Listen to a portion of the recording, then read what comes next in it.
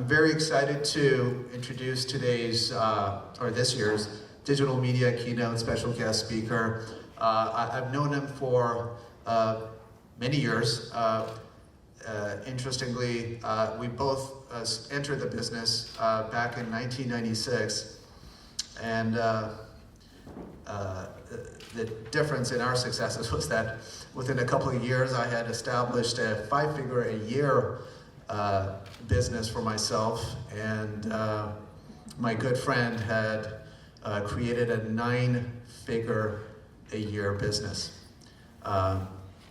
That's an incredible level of success. He back in 2003, he created Otherverse, which is the world's largest virtual world, also known as Red Light Center. He has many patents in the tech world. He's also created the Adult Entertainment Virtual Convention, which I'm sure many of you guys have attended virtually. It's pretty amazing. They're coming out with a whole new version of their platform. They're going to be launching it and demoing it at this show tomorrow, along with a demo of the Oculus Rift VR headset. If you guys have not tried this thing, you must before you leave this show. It's mind-blowing stuff, and it really gives you a vision of the future. You know, I mean, what we know as adult entertainment is, 2D entertainment. It's all flat. It's all on a screen. This device adds the third dimension and really immerses you in this whole new world that you never knew was possible. Without further ado, my good friend, please give him a round of applause, Brian Shuster.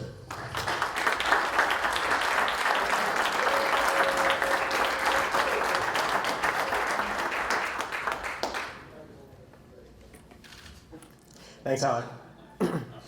I think, as I'm hearing this introduction of myself as a 12-year-old boy, and that's pretty much exactly how I would have wanted to have been introduced in my 40s, so I think I must have done something right. I'm going to start off with a little video here, also, I guess from when I was 12. That's sort of what they were promising the future of sex and adult entertainment was going to look like back in the day. This is more along the lines of what it actually is right now. All right, so sex, porn, and technology. Those are all related, and they have been related for a very long time. What I'm going to be talking about today is how and why the flat web will evolve into virtual reality. It's really interesting to see the Oculus Rift and to see what the video that people make, but it's never a sure thing with technology what is going to be adopted. I think back about when we used to watch the Jetsons, and everybody assumed that video calls were the wave of the future. And in fact, what we have in the wave of the future is people don't even use voice anymore. It's all text calls, right? Oculus seems, and virtual reality seem like they are the future of porn, but the question is, are they really? So I'm going to talk about that. I'm going to talk about, and in fact, the answer is yes, they are the future. So that being the case, and with that little spoiler alert, what's going to happen along the way? There are steps that need to happen between here and the holodeck fantasy and the Matrix fantasy of being able to live out the sort of sex on demand, porn on demand, and there's profits to be made at every step. So what opportunities is it going to open up? How can you profit from it? How can you leverage your existing business? How can you form new businesses really to take advantage of what is about to become an absolute revolution in the porn industry. It's unlike anything that has ever happened before. The order of magnitude that virtual reality is going to usher in is going to dwarf the order of magnitude that even the web ushered in, and even mobile. This is a literal reinvention of sex, not just porn, and that's what makes it so big for our industry. So I want us to get a little bit of context for the history of porn, because really you can't understand where you're going until you understand where you've been and how you got here. So I'm going to take us on a trip all the way back to when porn was delivered by magazines. That's not actually that long ago, but it used to be that if you wanted to get porn, if you wanted to see erotica, you had to go out to a store and pick up a magazine, and you really didn't have any say. There was a time when you had no say, and then you had 2 or 3 choices, and you probably bought them all, of what types of girls you were going to see, what they were going to be doing, but you could be pretty assured that it was going to be softcore, there was no hardcore, and that it was going to be 2 or 3 models that did a handful of photos. I think to myself, I wonder, it's probably true for most of the people in this room too, how many people could get off an entire month to the same 3 photo sets in a magazine? It might pique my interest for, a couple of minutes, but geez, a month. So, back then, the mic is a little bit loud. Is there a way to turn down? I'm starting to get feedback. So back then, porn and sex were really different. If you picked up a men's magazine, you looked at the photo spreads, it probably turned you on, and you wanted to get laid. Porn progresses through the era. We have VCRs make their debut, and all of a sudden we have video porn, and it's hardcore, and it's in your home.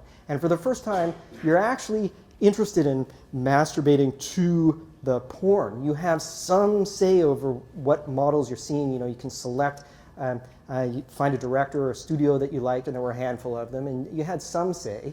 We start to enter into more modern porn, where it can start to substitute in for sex and really teach you things about sex. DVD players, though, are where we really start to get the paradigm shift. With DVD players, you have porn on demand.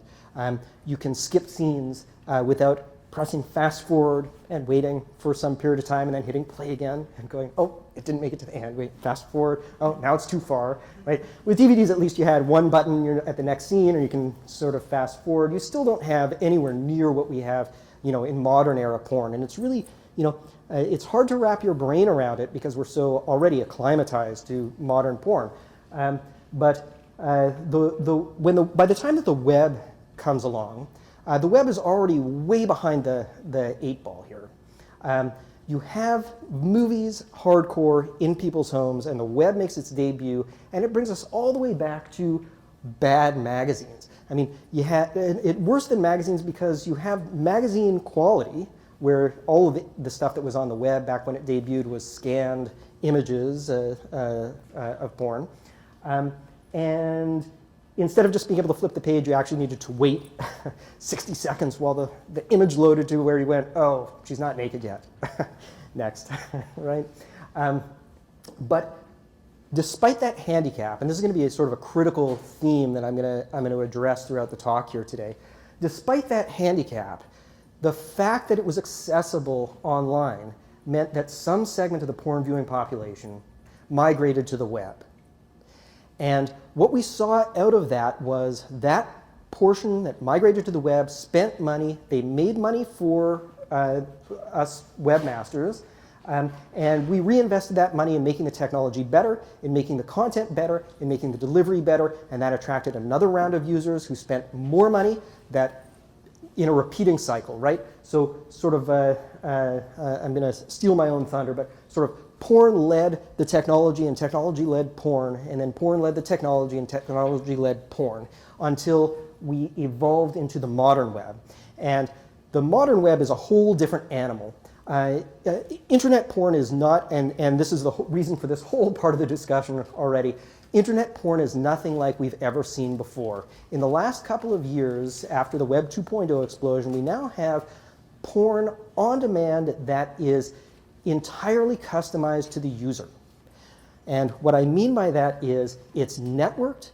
The porn scenes have had thousands, millions of other users viewing them, rating them, determining their level of interest, determining what parts of them they're interested in, and delivering that metadata back to the porn sites so that they can deliver them to you and give you recommendation, you as the viewer, give you recommendations of what you're going to like. So now when you go to an adult site, you're getting just the porn that is of interest to you, just those segments that are of interest to you as a user, just the models that are attractive to you, the producers, the stuff that other people have given feedback that says you're going to enjoy it. And because porn has achieved that level, porn starts to become it starts to become a substitute, really, for real sex. So that's why I say that the future of today, the future of porn is also the future of sex. The two are intertwined. They have never before been the same thing. But I want you to imagine being a 14-year-old and you're growing up today, and you think about your first exposure to porn, or your first exposure to sex, what is sexuality, and that is internet porn. And it's this pure mainline internet porn that we have today. And that's not just your first exposure, but that's your first and your second and your third and your 20th and your 150th exposure. And finally, you have the opportunity to act this out in the real world. You meet somebody. I'm going to discuss this today from a heterosexual male point of view because I am, but it obviously applies to every gender and orientation, right? So you meet a girl and you have the opportunity to have sex with her, and you imagine the disappointment of your first sexual experience when you realize it is nothing like what you've been watching. I'll get into that in a little bit because before I get to that, I want to talk about an article that sort of makes my point for me, which was published in October 2013. The Guardian published a story called "Why Young People in Japan Have Stopped Having Sex," and it took me a little while to internalize and process, but I pulled out some excerpts from it that will highlight this point, and I'm going to try to read. And this was a study that was just done in Japan, so obviously it focuses on Japan, but I think the application is for every advanced culture. Japan's under 40s appear to be losing interest in conventional relationships. Millions aren't even dating, and increasing numbers can't be bothered with sex. For their government, celibacy syndrome is part of a looming national catastrophe. Another study found that a third of people under 30 had never dated at all.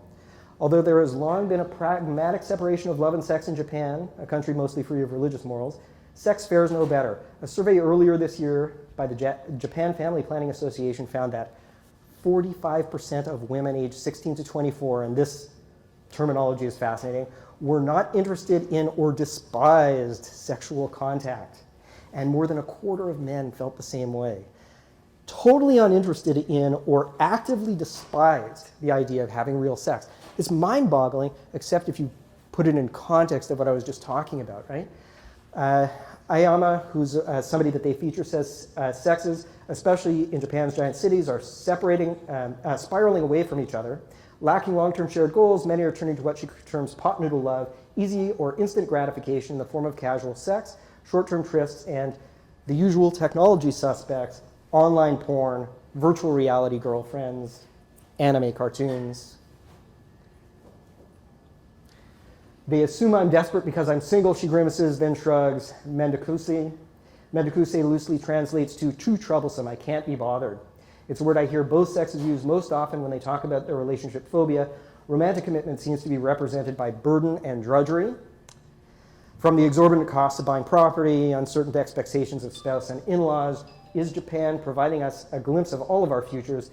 Many of the shifts there are occurring in advanced nations too. So, I really had to think why, it's always hard to get into the mind of women. But at least, from my own perspective, I can say 25% of men actively despise the idea of real sex.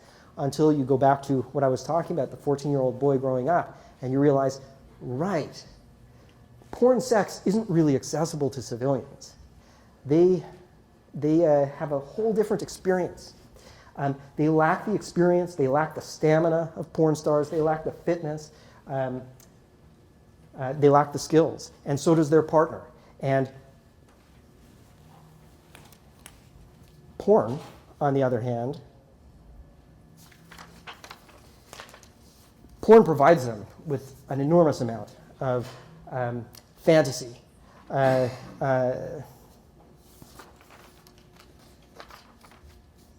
So whereas the old style porn encouraged people to go out and find somebody, and they weren't actively necessarily comparing them and saying, oh, well, geez, I'm finding better looking women in this magazine that I'm getting.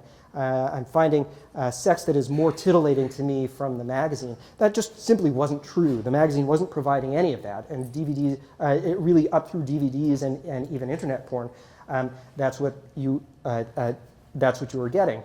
But sex is primarily mental. It's a mental stimulation.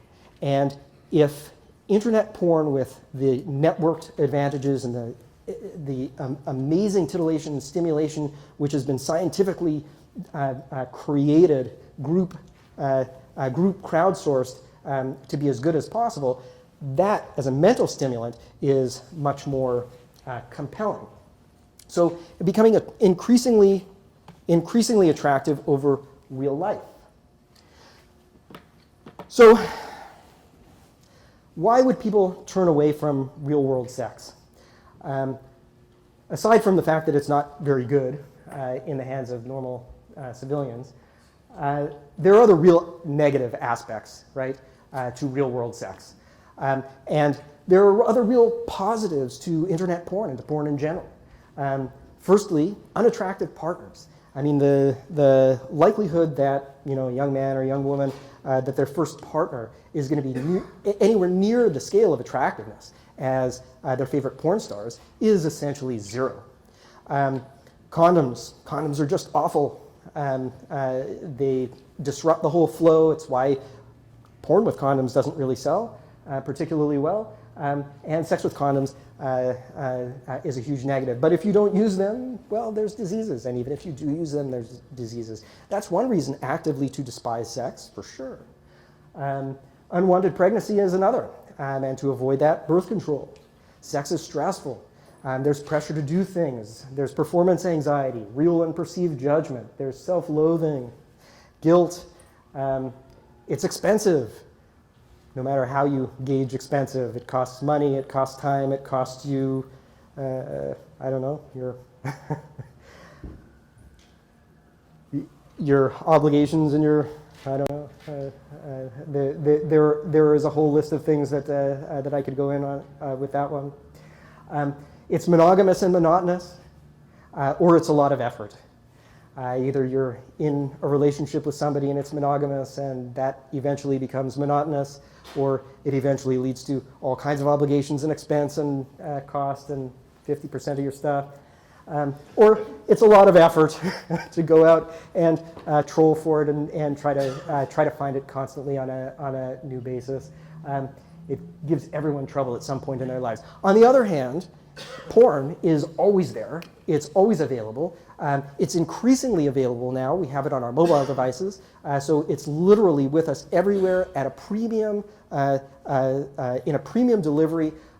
So I can see 25% of men and 40% or 45% of women saying, why should I be bothered? And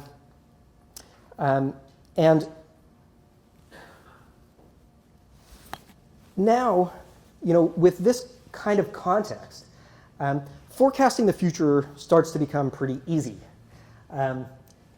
We can see that as porn gains traction in terms of having more and more advantages delivered into it, and drastically outpacing the real sex advantages, we just need to itemize, what are those? What are future advantages?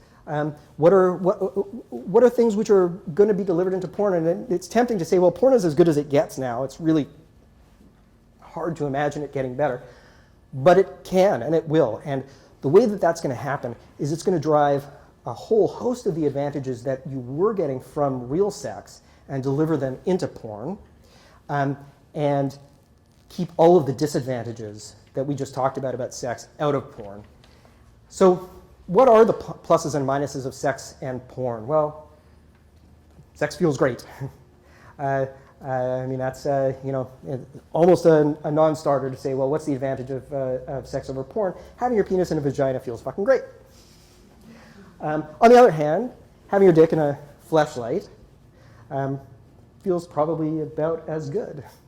That's fleshlight is sold about 10 million units, so they got to be doing something right. But on the other hand, there's about roughly 4 billion vaginas. So, it's a drop in the bucket. So what is the advantage that the real thing offers? Well, one of the advantages is that it belongs to a real person. You have a real partner. This is not a disembodied body part, a real partner who is able to provide you stimulation, and you're able to stimulate, and you're able to play with, and is able to play with you. And there's all kinds of mystery and excitement that happens about having a real partner. So, how do we see this getting integrated to porn? Can porn ever deliver this? You'd think that the immediate answer is no, that porn is almost by definition, the way that I'm describing it, it's a solo experience. It's you watching the computer, you're being delivered all of this meta material that's telling you what porn is great. But of course, there are ways that this is going to happen, and it just requires some innovative technology. So we already see haptics technology here.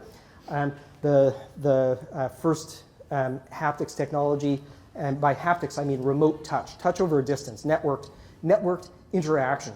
So I've got an image here of Kiru, I've got an image here of the real touch, I've got an image of a fleshlight, the real touch, a little bit, well, let's say substantially before its time. Kiru, coming out now with fleshlight, a little bit ahead of its time, because there's really no platform to provide good, seamless, interactive, networked porn. But the devices already exist, where she can touch her device and you feel it on your end, you touch your device and she feels it on her end. So if we can get to the point where this is now a real person stimulating on the other end, we've delivered a considerable advantage. And I'm going to talk about this a few more times, but hardware leads software, and then software leads hardware. And then hardware leads software, and software leads hardware, and it continues on this way in perpetuity. So, the haptic stuff that we're looking at now is the very first generation of haptics. So, I go back and, you could talk about anything. You could talk about mobile phones. So, the first mobile phones come out, they're spectacular, they have an operating system, it works, it's great, it's a smartphone, and people start building apps, and the apps take maximum advantage of the smartphone's capabilities. And they start to exceed what a normal smartphone is capable of doing unless you have a ton of patience, and so you have to upgrade your smartphone.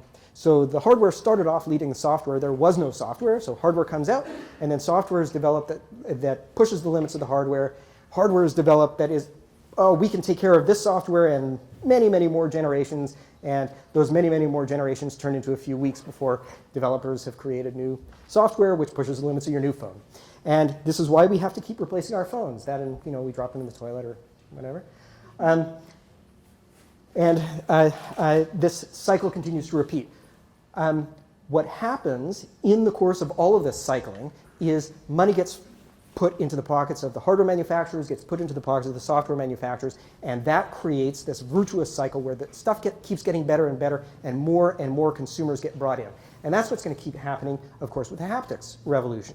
We have the first generation of haptics, and they're good, but next generation of haptics is going to take this entire user base that has already bought the first generation and give them an upgrade so that it's even better.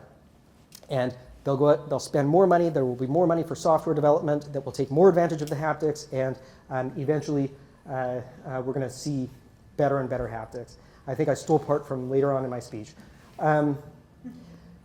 So what do these next generation of haptics look like? Well, it's more than just genital stimulation. I can imagine, I imagine this, and at first when I start to imagine it, it sounds gross, and then I start to think about it more, and I start to realize, no, it's not gross. We're going to get over the gross factor in about 2 seconds. Making out with a haptics device. It sounds a little bit gross. But not if your partner, wherever she is, remotely networked, also has a haptics device, and you brush the lips on your cyberskin device, and she feels it, and you flick your tongue, and she feels it. She flicks her tongue, and she stimulates you, and all of a sudden you're wearing an Oculus Rift, so you're seeing her anyway, and you're seeing that she is actually the one who's doing this to you, and you're actually doing this to her. All of a sudden, that's not going to seem gross anymore. That's going to seem really erotic. Cunnilingus, being able to give a back massage, being able to, being able to touch any body part, being able to do anything that you would do in the real world. So it may take the form of, let's see where I am. I'm going to skip that video. Great. Yeah, it may take the form of real dolls, evolving into something. These are actually pictures of real dolls here. So they look pretty good. They would need to be animatronic. They would need to move. They would need to be able to press up against you, and you'd be able to and have sensors and put biofeedback. That's a possibility. It may be something completely that doesn't look real at all, because it won't matter. We're going to be wearing a virtual reality headset, and the virtual reality headset is going to make everything look real. All it's got to do is feel real. So, with that laid out as, there's a clear money path to the evolution of spectacular hardware, I want to talk about other pluses and minuses of sex and porn. Another real positive aspect of sex is this concept of presence. And what I mean by presence is you are actually there. You're not just watching it. There is no screen separating you. With real sex, you are actually there. You're in the environment. You can look around. You can move your head. You can touch things. And for this, we can compare real sex with webcam sex, because webcam sex provides an awful lot of the advantages that we were just talking about, which is the model is there, the performer, the performer is live, and you're interacting with her or them. So you have a live model. That's exciting, but you don't have presence. She is separated from you by a screen. No matter what you do, she's on the screen. And even if you've got the haptics and you can touch and she can touch you, you're still separated by the screen. But virtual reality breaks that screen. And even if it's not animated virtual reality, even if it's virtual reality that's real porn, like you have this on and you're in a webcam room with the performer, you feel like you're really there. You can walk around the room, you can walk around the performer, you can interact, and she can interact with you. And that is an entirely different level. So virtual reality sex, where you are engaging with an avatar, and you have an avatar, gives you a clear state of presence.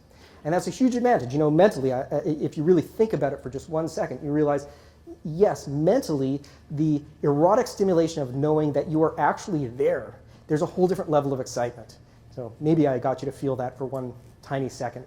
I'm not going to be able to do it for real. If you watch VR porn, the first time you do it, you will understand exactly what I've just been talking about.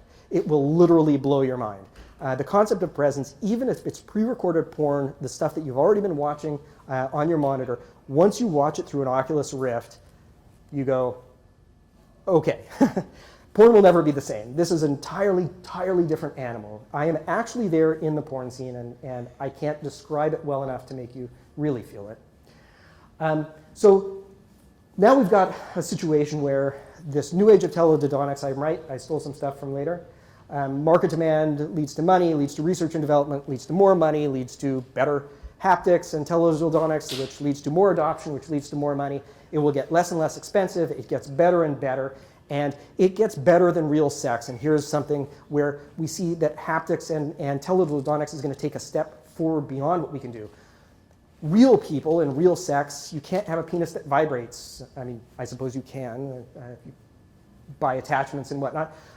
Throbs, learns, is able to add stimulation, is able to remove stimulation. So it's able to get feedback from the user, decide how close you are to climax. The computer is going to be able to learn your patterns and your desires. It's going to be able to modify the stimulation to heat it up or cool it down, make it more lubricated. The teledildonics of the future, as we go through these cycles, is going to make traditional sex, unfortunately, it's going to make traditional sex seem not as appealing. Of course, you're going to be able to stimulate any of those areas that I was talking about earlier. So that all sounds pretty compelling. You know, you have the ability to have a real person as an avatar. You can change things, so you can make her exactly what you would like, just like you do with networked porn now, and the models that you look at.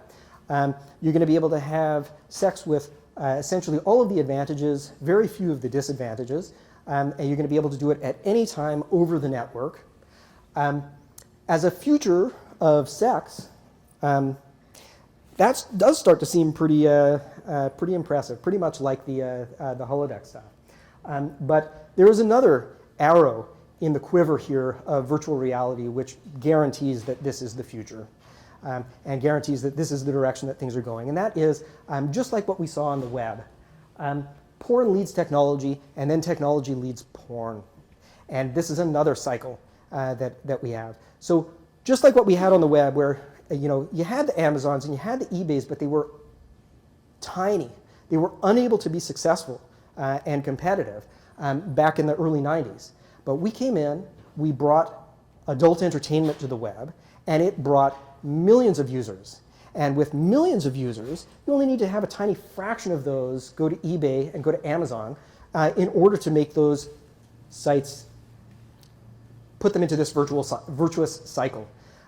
So they could operate on thin margins, they could deliver their products and their services to consumers, and they could grow on the backs of porn. So, with them trying to start out like trying to start a car in fifth gear, there's no way that an Amazon or an eBay or any a Facebook could have gotten started on the web without porn. But with porn, they did get started, and with that, they provided all kinds of cover and excuse for people who really wanted to use the web for porn to get online. So, I want to upgrade my modem, I want to get a new computer, I want to go online, and I want to surf porn, but my fill in the blank, wife or girlfriend or kids or mom, I can't really admit that that's what I'm doing. But if all of a sudden I've got shopping and I've got eBay where I can sell things, well, now I've got a great excuse. So the internet is for porn video. Of course, the internet is for porn, and then what do you do after? Well, what do you do after on virtual reality? This is exactly the same thing. What do you do after? Well, first of all, conventions. Conventions are enormous. I will take this opportunity to say that we are having this year's Adult Entertainment Virtual Convention at the end of February. This is on our new platform. It is Mac compatible, and it's going to be unlike anything you've ever seen. It's virtual reality compatible. So please make sure that you check it out and you'll see what I'm talking about. Conventions, shopping. Shopping is a whole new animal in virtual reality. You have an avatar, it looks just like you. You buy clothes, they get shipped to you. Real estate, you have your house, it is online. You want to change, you want to move, you want to sell your house, you want to remodel or decorate, or if you want to buy a new TV, you can call in somebody from Best Buy whose avatar materializes in your virtual home and says, here's the TV that you should get, here's where you should put it to avoid the glare, and suddenly you have a whole new kind of shopping for furniture, for appliances, casinos, way more fun to be in a casino with a bunch of other people playing blackjack, playing craps, and in virtual reality, of course, you have all of that. New kinds of search engines, new kinds of education, new kinds of games and entertainment and social networks. All of these are going to have tremendous revolution as we see virtual reality come to pass. So, where are we with virtual reality coming to pass? I guess I'll see if that's on the next slide.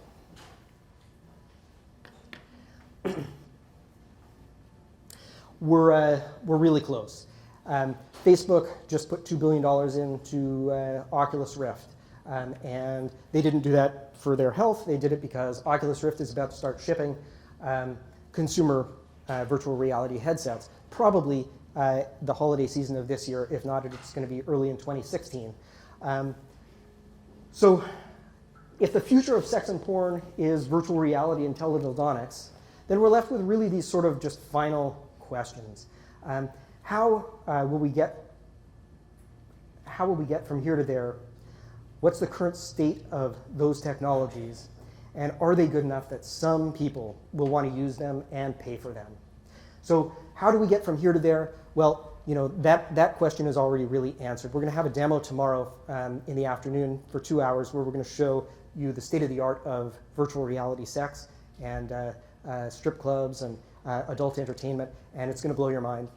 You're going to be able to experience the cutting-edge Oculus Rift and the bleeding-edge software, and you'll see that we're actually already there, that the entire industry is about to undergo a major transformation.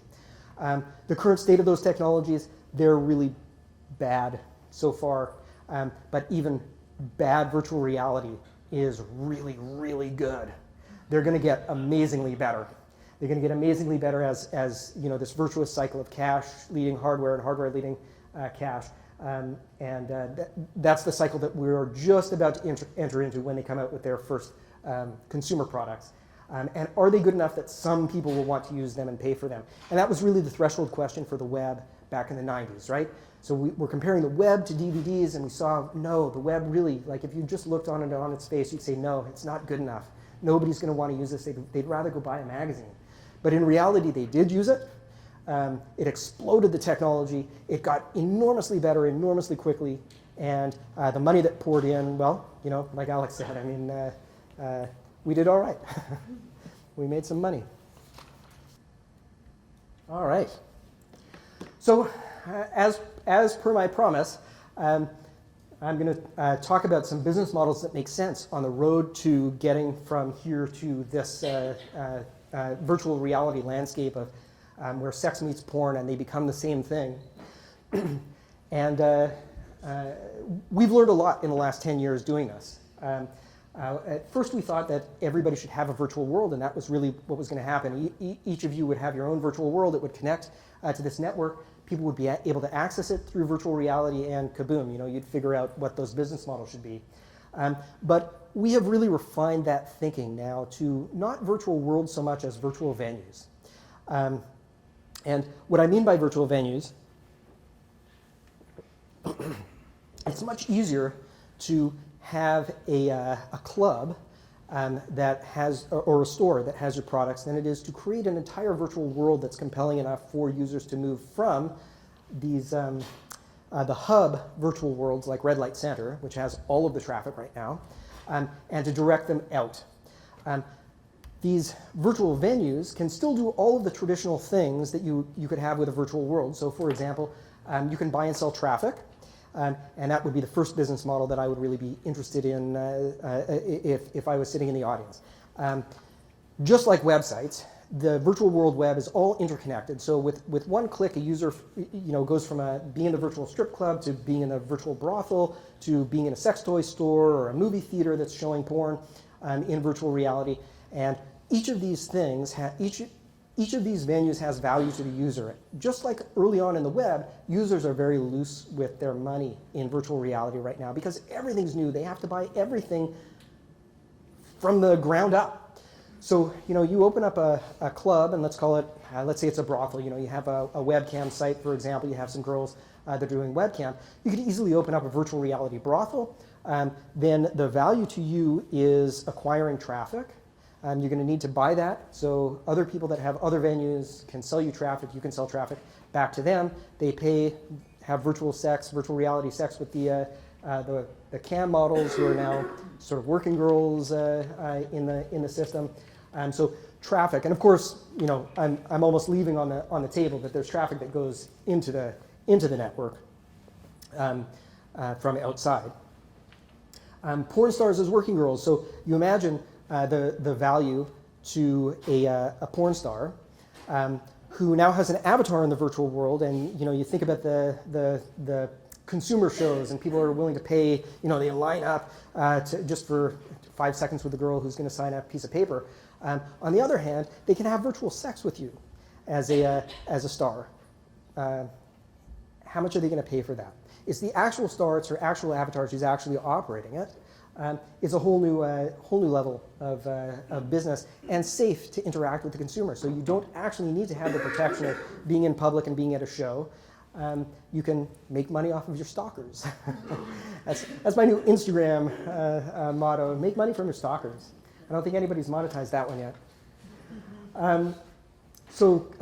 Content. This is probably my favorite business model because what the virtual world web really needs is, and what consumers are really looking for, and this gives us presence and it gives us the realism of the models, is motion captured animation of performers. So if you're a studio or if you're a performer, my favorite business model is you come up with a suite of content. So let's say you come up with, you do a motion capture shoot that probably generates content sufficient for maybe 6 or 8 months worth of a monthly subscription. Now, any working girl in the system or any couple or any person in the system can subscribe to your feed, and they get animations given to them every month that are, well, let's say, for example, Tara Patrick, who we're working with, and signature moves from Tara Patrick. So you subscribe to the Tara Patrick package, and all of a sudden your avatar can do all of these porn moves. You can even show the movies and show where we motion captured it. If you want me to do that to you, or if you're a client, you're going to pay me, and I'm going to be able to do these things with you. The monthly subscription can come from any direction. It can come from the client, it can come from the service provider, it can come from just couples. There's no piracy of this. These are motion capture animation moves. They're contained within the virtual reality system, but they're enormously compelling. And people will pay $20 a month, no problem, $30 a month. I mean, it remains to be seen depending on the quality and the niche of the animation and of the content. Similarly, you can have bots, so they don't actually have to be having sex with a real person. You can have a Tara Patrick bot. You buy the animation package, and you can fool around with the bot. Outfits, same thing. The clothing that she was wearing in the shoots, her tattoos, and all of that are available. Point of view and camera wizards. So the other interesting thing about animated content and virtual reality content is that the customer, the client, the user controls the point of view of the camera. You'd think that kind of freedom is really cool, but in reality, that kind of freedom means that the user is controlling the camera. They are not professional. Really trying to get a professional camera shot from a user, my experience is they spend an awful lot of their time fucking with the camera as opposed to the avatar. All right, I thought that would be funnier. But there's demand for professional eyes, professional directors, and producers who can actually create these camera paths, these predetermined camera settings. And users will subscribe to those feeds also. So there's another business model that you can get into is generating, even without generating the animations, generating the camera presets that users are going to be interested in. So here's a female-friendly camera presets, and it's different from our male close-up presets. The next one is programs and pre-recorded VR scenes. So, again, I'm probably one of the few people that really enjoyed the Star Trek series Deep Space Nine. I've never found anybody else who was really a fan. But in Deep Space Nine, the commensurate entrepreneur there, Quark, he ran a bar, and his business was selling sex programs for his holosuites. And in fact, that was pretty prophetic because that's exactly what we're going to need. It's great to have the scenes, and it's great to have the animation, it's great to have the avatars, but there's also story that can go into this. And there's the guy needs to deliver the pizza so that, you can get it on. And somebody's got to write those, and somebody's got to code those. And those will sell, just like they sold for Quark. So programs and pre-recorded, and these are going to, again, software is going to lead hardware, hardware is going to lead software. It's going to lead to virtual girlfriends, so programs that remember you, programs that you come back to and say, oh, did you buy me that outfit that we talked about or that toy that we talked about? And you're going to have customers and clients who are going to engage with these programs and are going to need to subscribe to them on a monthly basis because they don't want to break up with their virtual boyfriend or girlfriend. That's provides them stimulation that they're unable to do without. Videances is another really cool concept, which is pre-recorded entire episodes and scenes that can be walked through by people in a pre-recorded way. So, for example, and this leads to tube sites and membership sites that can be selling videances. These are sex scenes and porn scenes and stories and all of that have been pre-recorded, which can be played. And although you can't interact with primary actors because that's already recorded, you can interact with the environment and you can interact with other people that are there viewing this story and viewing this experience alongside you. So here is an Achilles heel for existing tube sites. As the future of porn becomes now virtual reality porn, and it is going to completely replace ultimately the existing state of porn that we have, tube sites that offer things like, here's a video experience now, and you can queue it up and you can say, well, I don't want to watch this alone. I'm going to wait for the next female that's going to come along. I want to watch it in a pair. Or I want to watch this with 10 people. Or there's already 10 people watching this one. I'm going to jump 5 minutes into the scene and watch it alongside them and have a commentary and, buddy session and have some fun interacting with other live people who are also watching and experiencing the same pre-recorded. So this is going to be, when we talk about technology that's disruptive and is going to change the industry, here is an opportunity where the industry is going to undergo a huge paradigm shift in these types of things. And it's going to open up an awful lot of opportunity. And the last one I want to talk about is real video that's shot for VR because I mentioned it a little bit earlier, but watching regular porn that has been shot for VR, so it's got at least 180-degree field of view, and you put on your VR headset and you can sort of look around, even though you don't when you're watching it typically, at least for me. It's very early on in it, but I don't spend all my time looking around. The fact that you do it for a couple of seconds and then you watch the porn is enough to give you that presence. So there's a whole new industry for shooting porn which is designed to be viewed in virtual reality. That's actual real porn. And that's, again, going to open up an enormous new flank. So I want to conclude by saying there is going to be an enormous amount of opportunity. Now, what I haven't talked about is how much value there is in sex that is not actualized by the porn industry. And as we move sex into porn, this all becomes available for us to monetize. The opportunities here are going to be unlike anything that we've ever seen in history. Sex and porn are going to merge into one industry, and that's going to be our industry. So there's more money to be made now than ever before. And with these unprecedented opportunities, it merits, I think, a little bit of thought and attention. And finally,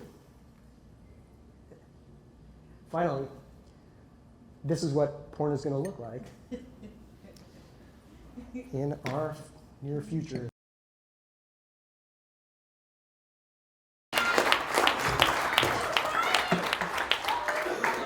Thank you. You're the best.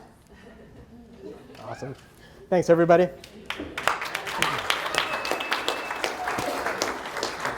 You bet.